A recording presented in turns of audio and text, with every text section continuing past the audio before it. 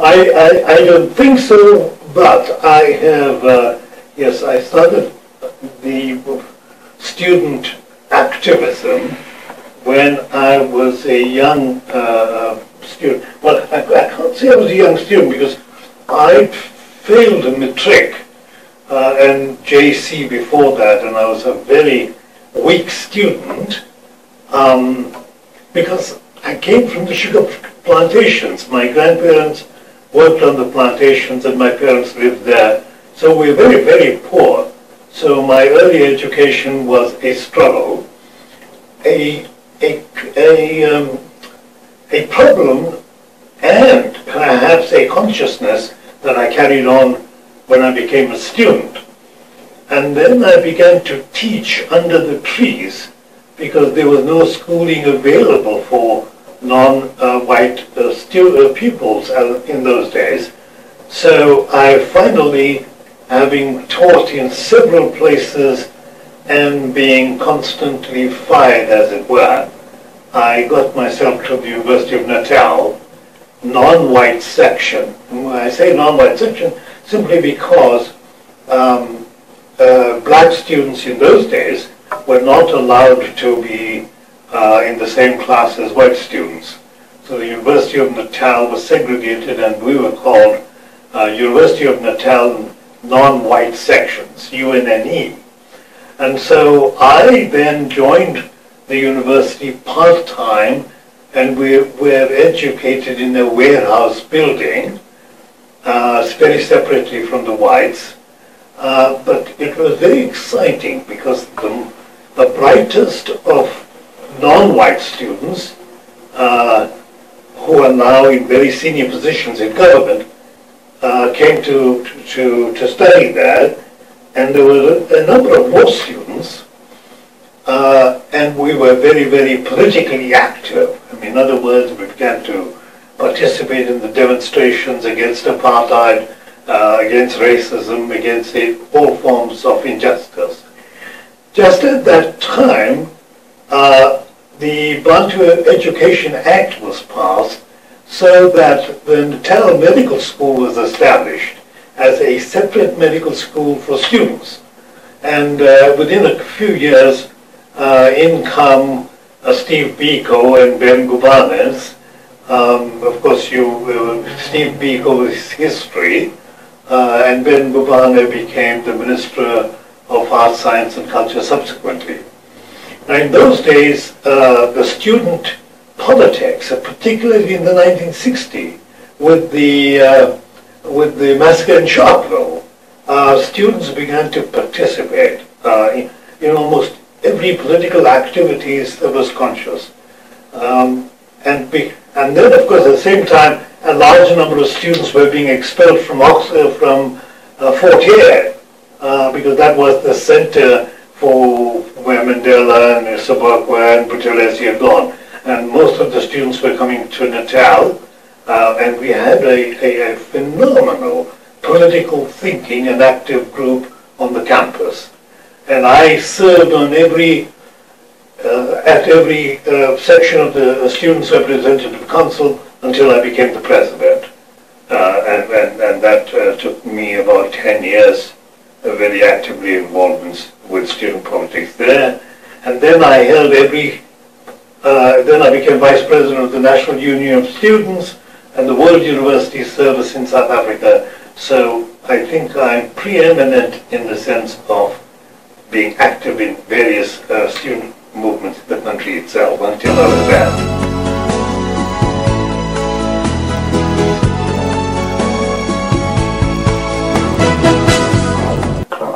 Well, we were born very poorly on the sugar plantations. My grandparents, we called them indentured laborers, but they were a form of slavery. I mean, in other words, they were brought Indians. Of course, the Zulus were very proud. They were not going to work in the sugar plantation in this country. So the British were very clever. They took particularly Indians, but they took other people and other Africans from different parts of Africa to work on the plantations all over the world, which in fact, was the second stage of imperialism, which has made the 1% of the world now, and 90% of the 1% are white, to be some of the wealthiest people in the world. So in other words, what I'm telling you, I come from a semi-slave background, and that's perhaps the cause of my political engagement in politics.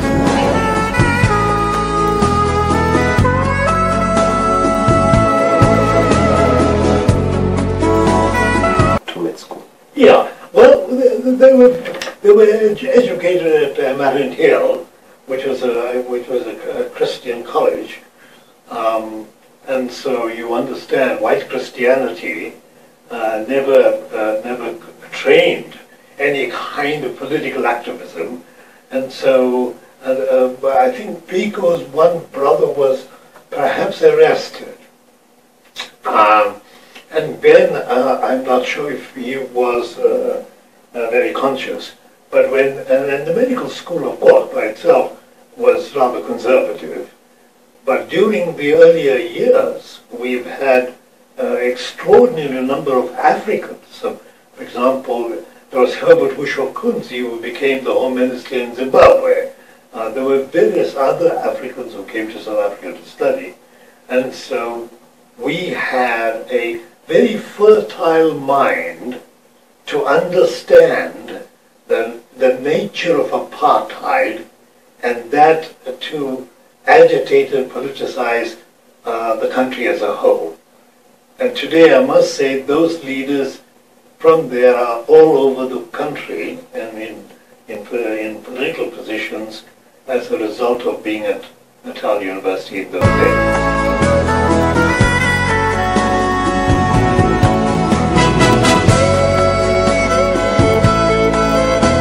Well, I must say, in the 50s and 60s, there was in the country a mass movement of the people. The people, people from the townships, people from the rural areas, we toyed in the streets and made certain parts of the system ungovernable. The security police came along in those days and shot not only people but killed children. I mean, I have incredible footage of the way people were being treated, during protest time.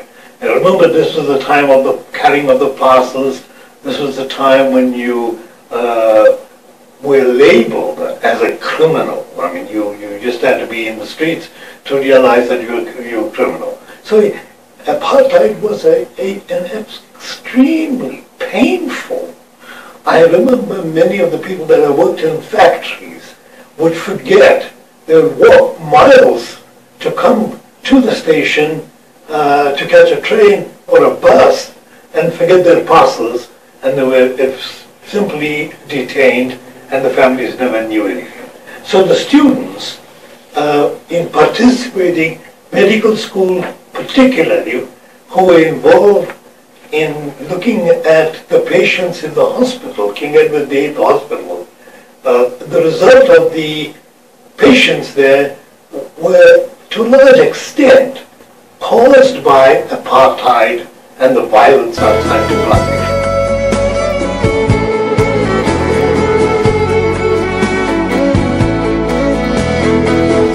Well, not only in South Africa, I think the same position held in England, particularly at Oxford, a bit in London University, and then Sussex, and then Cambridge, and then McGill.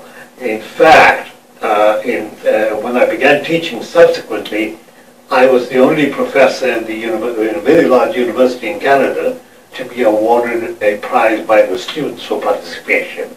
And of course I was the head of the ANC at that time and involved with all the protest movements in the country itself. So, so I have been both in this country and abroad My research in Cambridge was on torture in Latin America, so I was involved with the Latin Americans. I was involved with the women's movement in Canada and was perhaps the only male professor in an all-female Simone de Beauvoir Institute, one of the largest institutes in Canada, agitating against women. And of course, I was very cautious, not cautious, but all my papers that I published were about South African women and their struggle, and African women and their struggle. The same thing happened in the United States. I published a book for engagement. We were anti-war, and I've been in the street every week for the last 15 years, fighting against the war in Iraq, again in the Middle East and elsewhere, with my students. My students were wherever I was, they were there from various universities where I taught.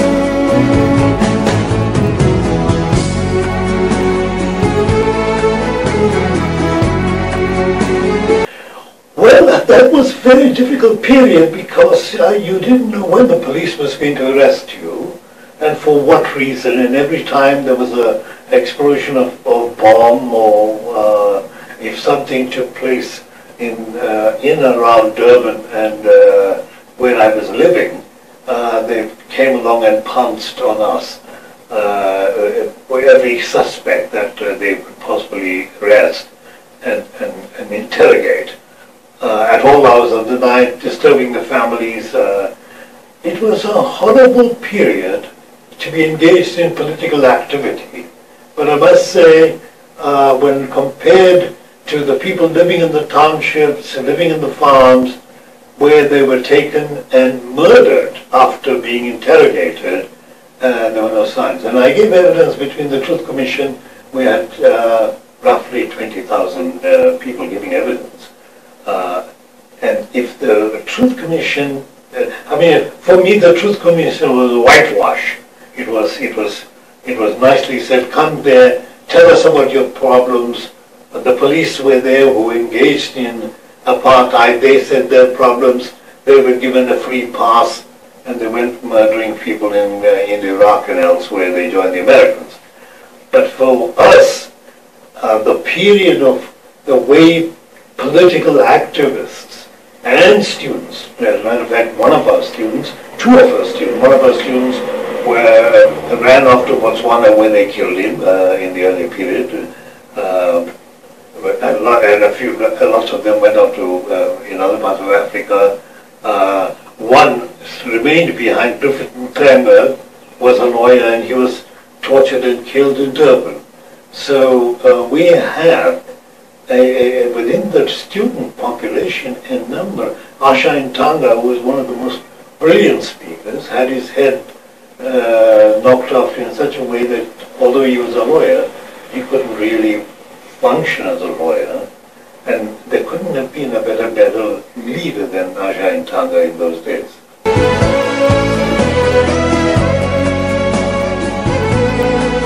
Well, I was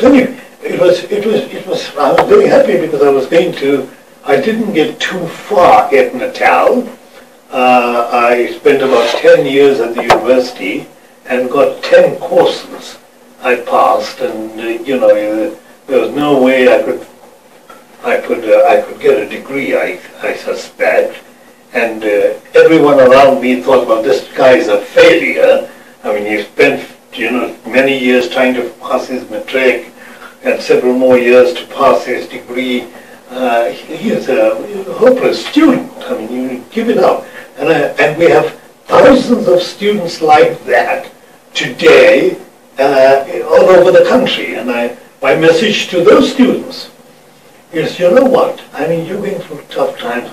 When I compare the students at Oxford and Cambridge, who have been living in the best of life, and then, I go there and I become president of the student union at Oxford, I think, hey, we blacks can be anyway. We were only prevented, and therefore my message here for students is participate in politics, learn about the politics, and that is extremely useful in academia, in your education. And that's the message that I'm going to give to university students, particularly that if you came to university and studied medicine and didn't participate in the political activities here, then you will make a very poor doctor. Because unless you are dealing with the public out there, and if you don't understand the political issues and the conditions in which these people come from, in terms of sociology, then, and also spirituality, if you don't have those values, then I've met a lot of doctors and I think, man, this man needs to be educated, you know. But yeah, that's the message. My exile was extremely difficult. Your parents die and you can't come back to see them. And now, particularly when you love your parents and they brought you up, to tie you for not wanting to come back to your country is a crime. Many of the exiles died in exile, and the parents couldn't see them. That's a crime. And what were we fighting for? We were fighting for this extraordinary thing called freedom, which we all, it's an inalienable right for a person who is born to be born within a free society. Nobody has the right to oppress. And so, and I went right through. My students in the class, they get their lesson, and I'm kind of I'm perhaps the unique professor anywhere in the world that because I've studied in about 7 universities, I could teach about 10 or 15 different courses in different areas of study. So I've been teaching human rights, international relations, sociology, political science, feminism, religion, comparative religion. So I've taught all these subjects, and in different parts of the world, in Africa, in Canada, in the United States, in England, all kinds of students. And I must say, although I'm the most fired professor, I was fired from every university, including vice president of the university in Natal. Never had a permanent job in my life, but I can't meet anybody else who's had a better life than me. I mean, I partied in 7 universities. I was partying all the time, man. So nobody can say no. At the same time, there was work and politics. So in terms of having a rich life, I tell students, you must participate in the student life at university because this is so unique that it is not possible for you to get this experience anywhere. That you meet students from all over the continent, meet ideas, challenge, but at the same time, you know, I'm working on a paper called African Medicine. That medicine is going to challenge the ideology and philosophy of what I call white medicine. Medicine is not a prerogative of the West.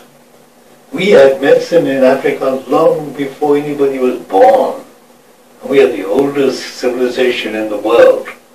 Our leaves, our plants have provided the medicine throughout history, which the multinational companies took and made pills and sell it to you at 10 times the price. Our mothers are the doctors. It's not only giving you medicine, but giving you love. And the medical practice here, the allopathic Western medicine, there's no love. Go to Bara, and see if there's any love. That's one place you can't find any love. And so Is the hospital some, you've got to treat both the body and the mind and the soul. So where in medicine do we begin to hear that besides African medicine?